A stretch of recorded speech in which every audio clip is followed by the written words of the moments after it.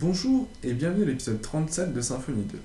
Alors aujourd'hui, on va continuer sur le site e-commerce. On va installer un nouveau bundle, et du moins un bundle qui intègre un bundle. Donc c'est un peu compliqué, mais pour le coup, on va juste aller sur KNP Bundle, voilà, et taper GNMO. Stuff Doctrine Extension Bundle, voilà, ça va être celui-ci. Donc en gros, quand on va sur GitHub, on a la documentation, et on peut voir ce qu'il intègre. Donc en fait, ce bundle intègre l'extension Doctrine, avec quelques petits ajouts. Alors pourquoi utiliser l'extension Doctrine? Tout simplement parce qu'elle embarque vraiment beaucoup de fonctionnalités qu'on a tendance à redévelopper. Donc pour gagner du temps, si on passe par un framework, c'est que on a des opportunités, du moins des bundles déjà préfaits, pas mal de choses à disposition, donc on va s'en servir. Alors, la documentation est un peu fouillie, c'est vrai, je suis d'accord avec vous, donc c'est pour ça que je vais essayer d'aller vraiment à l'essentiel et de vous expliquer pas par pas ce qu'on peut faire avec ce bundle. Alors, dans un premier temps, on peut voir la fonction tree. Alors, celle-ci va permettre de gérer des arbres en fait, de sorte à avoir par exemple des catégories, des sous-catégories pour un forum. Voilà, donc celle-là, elle est un peu complexe à imaginer comme ça, mais on va les aborder chacune d'elles. Voilà. Donc, celle-là, retenez bien que c'est vraiment pour faire pour une sorte d'arbre, la gestion des arbres en fait. Ensuite, on va voir Translatable. Alors, la Translatable, elle est vraiment très bien pour tout ce qui est traduction en base. C'est-à-dire qu'on a vu sur un tutoriel la traduction pour des données qui ne nécessitaient pas de changement. Voilà, et donc pour tout ce qui est données dynamiques, on va pouvoir stocker directement en base. Par exemple, si on a l'article en français, on pourra le stocker en base, l'article en anglais, etc. Donc ça, c'est vraiment très bien pensé et très bien fait. Bon, par contre, elle est très dure à prendre en main, mais vous inquiétez pas, on ira comme d'habitude, petit par petit pas, on y arrivera, il n'y aura pas de souci. Alors, Sluggable, vraiment très connu, c'est pour slugger. Si on va par exemple sur le site d'Evenclick, hop, et qu'on voit par exemple bonne et heureuse année, d'ailleurs je vous souhaite une très bonne et heureuse année à tous, encore une fois, on voit que dans l'URL ici, on a bien bonne et heureuse année à tous. Voilà voilà à quoi va servir l'extension Sluggable. Voilà.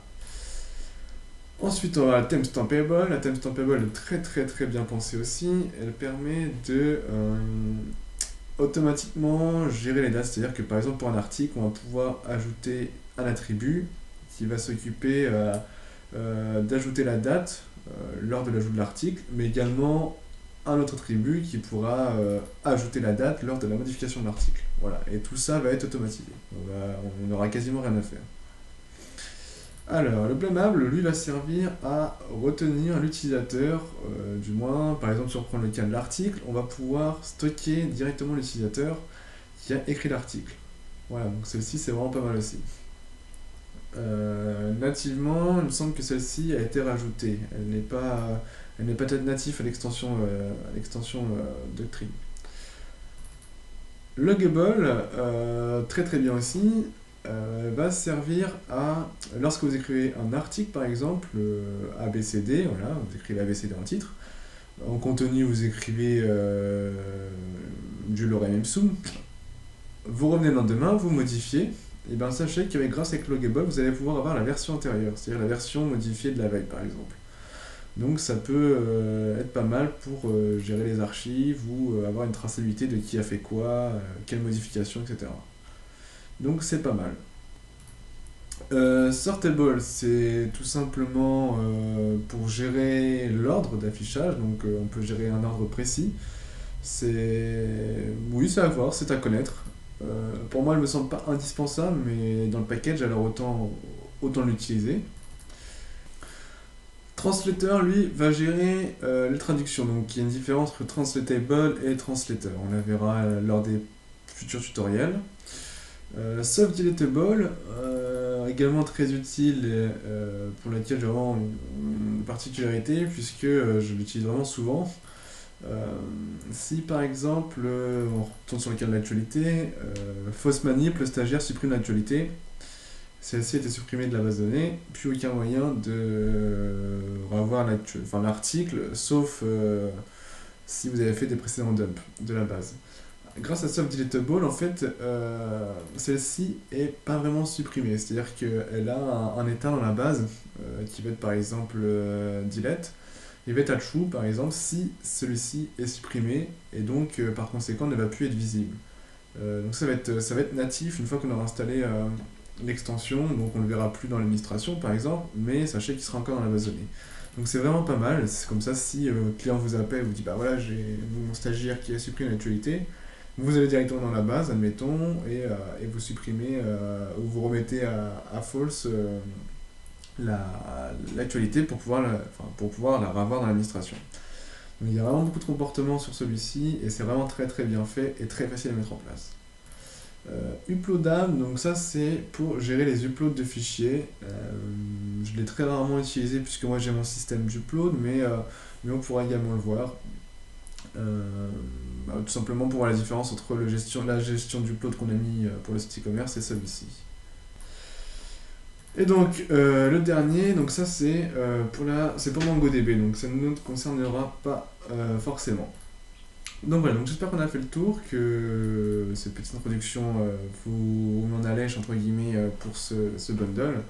En tout cas, sachez que moi, je ne commence pas un seul projet sans intégrer ce bundle. Donc c'est pour vous dire qu'il y a vraiment pour moi, il est indispensable. Voilà, il fait partie des bundles indispensables que je listerai et que je tiens vraiment à vous présenter. Alors on va commencer tout de suite l'installation, donc il faut suivre, celle-ci n'est pas forcément simple, c'est vraiment très peu documenté, c'est pour ça que beaucoup de monde bûche sur ce petit problème et n'utilise pas cette extension. Alors dans un premier temps, on va lancer Composer et rajouter comme indiqué la petite ligne ici, jusque là tout devrait aller pour vous ainsi que pour moi. Hop, on va lancer la console. E-commerce, PHP. On va mettre Composer. Update. Donc là, Composer va travailler. Il va mettre à jour. Hop. Pendant ce temps-là, je vous retrouve tout de suite après. Je vais marquer une petite pause le temps que ça télécharge. Donc voilà, mon projet a fini, donc mon bundle est fini de télécharger, donc je vais juste aller vérifier que je l'ai bien. Et là je vois qu'il a bien été importé donc par Composer, donc impeccable. Donc j'ai plus qu'à continuer l'installation. Alors jusqu'ici vous devriez donc avoir rajouté la ligne dans Composer, lancé la commande et avoir le fichier GMO dans les vendeurs. Donc si vous avez la même chose que moi, on peut continuer. Alors maintenant on continue. Alors hop, on va copier cette ligne-là et l'ajouter dans le kernel. Jusqu'ici, ça devrait également aller. On doit avoir l'habitude maintenant d'installer un bundle. On va juste vérifier qu'il n'y a pas de problème. On actualise.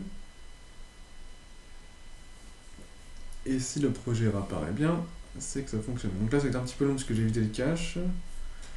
Et donc là, ça fonctionne. Ok. Alors maintenant, c'est là que ça va un peu se compliquer.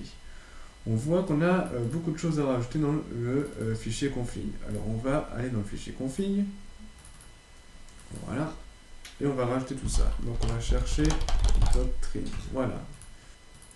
Donc nous on va se mettre au niveau de l'ERM. Et là on va faire un petit entrée. Alors on va copier tout ce qui se trouve à partir de Entity Manager. Hop, voilà. On copie ça, on le colle ici, on vérifie, tac, default, mapping, oui, c'est juste qu'ici au niveau, voilà, on va mettre automapping au niveau de mapping, sinon on risque d'avoir des erreurs, voilà, on actualise, on enregistre, on va vérifier que jusqu'ici il n'y a pas de problème, et s'il y a un problème on corrige automatiquement. Hop, donc ça va être un petit peu long parce qu'il va régénérer le fichier config, donc là voilà, impeccable. Pour l'instant ça va, donc faites bien attention à bien intenter votre fichier config et à bien copier-coller. Au cas où, vérifier les sources que j'aurais mis, que je vais mettre sur GitHub. Ensuite, on va avoir ici, pour le soft deletable, à rajouter le filter. Donc, en soi, rien de très compliqué. Hop, on va copier juste cette ligne-là, enfin ces lignes-là, et dans default, hop là, on remplace. Donc default, on va remettre bien, puisque là, il est parti. Voilà. Voilà. Donc là, si j'actualise, je risque d'avoir un petit souci. Donc vous inquiétez pas, c'est normal. On va avoir un petit erreur, comme quoi il va nous dire, ben, j'arrive tout simplement à pas les chercher, à pas trouver le soft delete filter. Voilà, c'est exactement ce que j'avais prévu. Alors, c'est là que ça va un peu se compliquer, puisqu'il va falloir, si on regarde sur la documentation, c'est pas forcément bien expliqué. Il va falloir utiliser un service. Alors, on va aller par exemple dans un des trois bundles. En soi, le plus logique, ça va être de l'utiliser dans e-commerce. Voilà. On va ici, ressources, config, service, rajouter ici en haut des petites lignes. Alors, sachant qu'on pourrait également les rajouter dans le app, donc après c'est votre convenance, hein. Moi je le rajoute dans l'e-commerce puisque on va s'en servir pour l'e-commerce, mais vous pouvez tout à fait le rajouter directement dans votre fichier config, dans votre app. Enfin, encore une fois, c'est encore les goûts et les couleurs, comment vous voulez ranger votre projet. Donc voilà. Alors, pour le coup, j'ai préparé toutes les lignes à copier-coller et je vais les mettre directement. Alors, je vous propose d'aller récupérer directement toutes ces lignes sur GitHub, histoire de avoir la même chose que moi. Parce que ces lignes sont quand même assez... Enfin, dans la documentation, j'ai jamais trouvé vraiment très très bien expliqué, j'ai jamais retrouvé toutes les lignes, donc moi je m'étais fait un fichier avec tout simplement tous les services à aller chercher, et comme ça on n'a plus qu'à importer et prendre ce qu'on a besoin. Donc là pour le coup, j'ai tout mis, hein. J'ai mis translatable, Blamap, Street, etc. Donc j'ai vraiment tout mis pour qu'on puisse vraiment faire un tour de l'extension. Alors on va enregistrer, et là normalement, si j'actualise, on ne devrait plus avoir de problème. Normalement. Et donc là on voit que ça a bien fonctionné. Alors, n'oubliez pas, moi je l'ai mis dans e-commerce, ressources config, service, et j'ai tout mis dedans. Donc allez sur GitHub, et allez chercher ce qu'il faut copier-coller pour votre projet. Ça sera d'autant plus simple. Donc pour l'instant on a fini l'installation du bundle, donc il y aura quelques petites choses à rajouter quand on utilisera l'extension blâmable normalement. Il me semble que c'est tout, mais ça on le verra lors du tutoriel où on verra cette extension. Alors, pour le coup je vais pouvoir fermer ça et fermer ça. Maintenant on va pouvoir voir mon extension donc timestampable, puisque ben, ça va être l'une qui va nous prendre le moins de temps, et le but c'est vraiment de faire un tutoriel, une fonctionnalité pour pas vous mélanger. Voilà. Alors, on va pouvoir fermer tout ça. Hop, hop, hop. Voilà. Alors, on va aller sur la page, sur l'entité de page. Je pense que ça peut être pas mal pour l'exemple. Puisque c'est l'une des pages très très simples. Hop. Et on va dans l'administration, admin, et on va également lancer la base, aller voir dans phpMyAdmin pour voir ce qui se passe. Alors, hop, pour me connecter, il me semble que j'avais mis ça, e-commerce, page, structure, titre, contenu. Ok. Alors, on va aller dans page. Actuellement, nous avons donc un titre et un contenu. Voilà, donc moi j'aimerais bien avoir ici, lorsqu'on crée une nouvelle page, la date de création, et pour l'instant c'est tout. On va commencer avec ça. Alors qu'est-ce qu'on va faire pour pouvoir faire ça? On va déjà d'une rajouter donc, le use pour aller chercher, pour pouvoir utiliser l'extension de GNMO. Alors, use GNMO, mapping, annotation, puisqu'on va utiliser l'annotation, as GNMO. Alors, on va rajouter à ce niveau-là, hop, arrobase. Donc là, on va juste mettre, lui dire que on veut, lorsqu'il crée une page, ajouter la date. Alors, j'ai le mot time stamp. Timestampable. Faire attention, timestampable. Et là, on lui dit à quel événement. Alors, on create. Ici, annotation ORM. On lui dit quelle colonne. Jusqu'ici, là, ça devrait aller. Hein. Maintenant, ça change plus. Hein. Le type, on va prendre du datetime. Voilà. Et donc, maintenant, on peut écrire l'attribut private, par exemple, created. Par exemple. Ou moi, j'aime bien mettre created at, ou bref, pour l'instant, mais ça. Alors, hop, notre petite console. On va faire console doctrine un petit schéma update. On n'oublie pas de forcer. Et donc là, il est censé nous rajouter notre petit attribut created. On va les vérifier.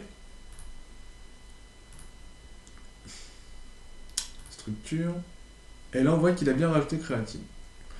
Alors maintenant, c'est parti. On fait une nouvelle page. Donc là, vous allez me dire, mais t'as pas fait l'éditeur et setter. Pas besoin. C'est tout l'avantage de l'extension. Donc, test created. Ça marche. On crée. Et là, dans la logique, si on actualise, on voit bien que il nous a bien mis le titre, le contenu et la date de création. Vous avez vu qu'on n'a pas forcément créé de setter ni de getter pour que ça fonctionne. On a juste rajouté l'attribut creating.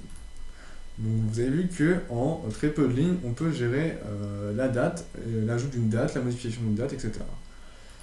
Donc bien sûr, vous pouvez rajouter un getter si vous voulez récupérer et afficher la date en question. Pour ce faire, hein, il n'y a strictement rien qui change, on fait juste un getter de getCreating, comme on aurait pu faire pour ici. Voilà.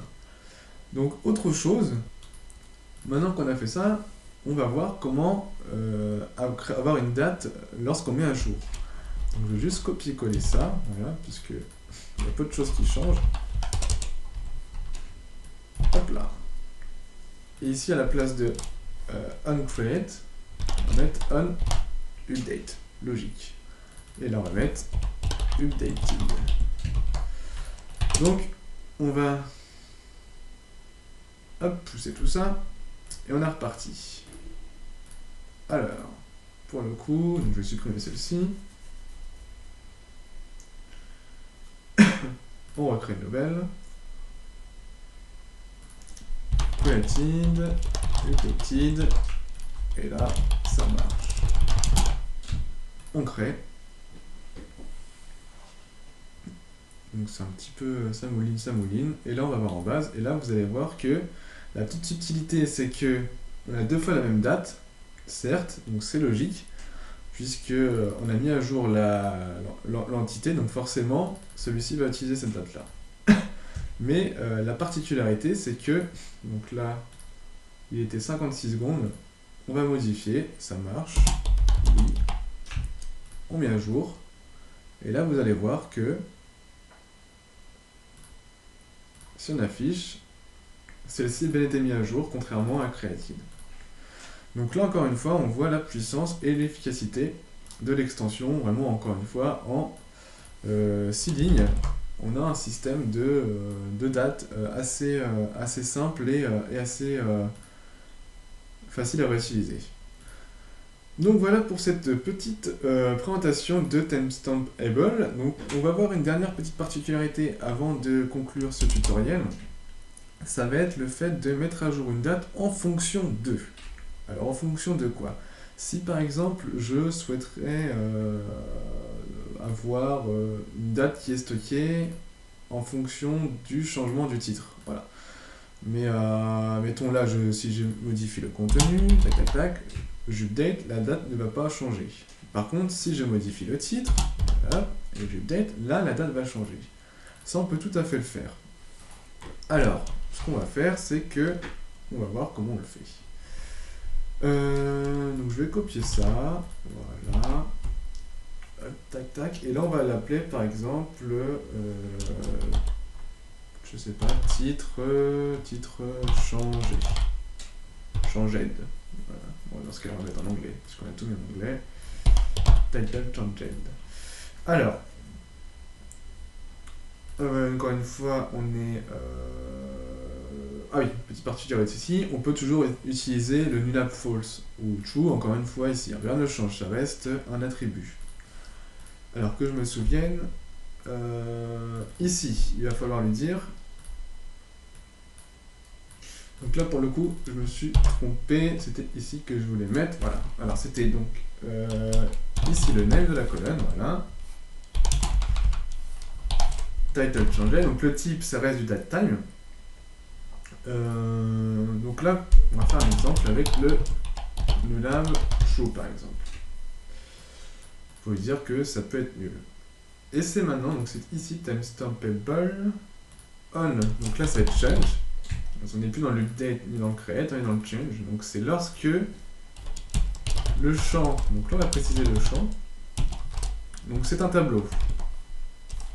Donc le champ titre, on va mettre que titre pour l'instant. Lorsqu'il change, tu mets à jour la date.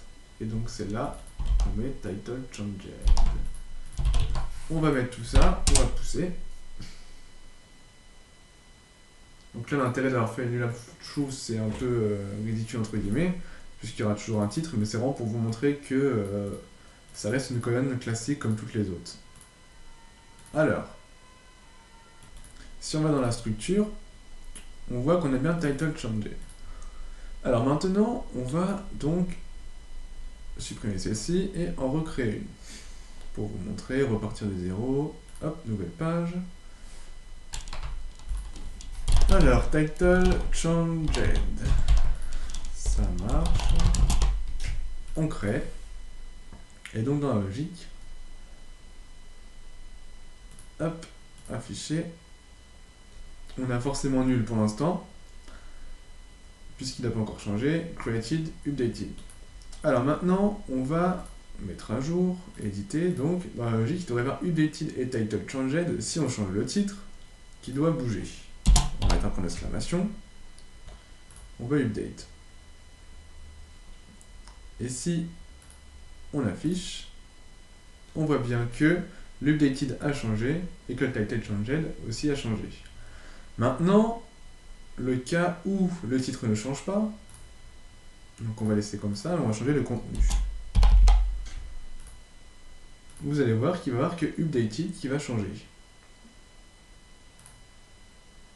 Et voilà, 48. Donc pour le coup, on a bien ce qu'on voulait, le comportement qu'on attendait. Donc bien sûr, ce champ peut accueillir n'importe quelle colonne. Hein. Si vous voulez avoir plusieurs colonnes, vous pouvez les enchaîner les unes après les autres. Il suffit de faire une virgule et là, votre nouveau champ. Voilà, votre champ. Et etc. Donc ça, c'est à votre guise. Donc voilà pour cette petite extension, du moins de timestampable. On verra la prochaine fois une nouvelle fonctionnalité. Donc j'espère que celui-ci vous a plu, qu'il vous a donné des idées et que vous pensez réellement l'intégrer à vos futurs, voire même votre projet actuel pour pouvoir gagner du temps. En soi, ça coûte vraiment rien d'avoir un champ en plus dans la base avec une date. C'est même... je dirais, recommandé, puisque votre client peut avoir fait une opération et vous pouvez loguer facilement tout ça et le retrouver et restituer la date si votre client le demande par exemple. Donc j'espère que ça vous a plu, que vous êtes motivé donc, pour voir du moins les futures fonctions de ce bundle et que j'espère pour vous, l'installation s'est bien passée. Donc si vous avez des problèmes, n'hésitez pas à poster du moins sur le site d'Eventclick, sur YouTube, ou bien venez sur IRC, hein, il y a toujours le channel d'Eventclick qui est ouvert. D'ailleurs, hop, Il y a les habitués du dimanche pour l'instant, donc si vous voulez venir, n'hésitez pas à venir. Généralement, je suis là en semaine et je peux vous aider directement. Donc, du coup, je vous souhaite bon courage pour la suite, comme d'habitude, et rendez-vous au prochain tutoriel.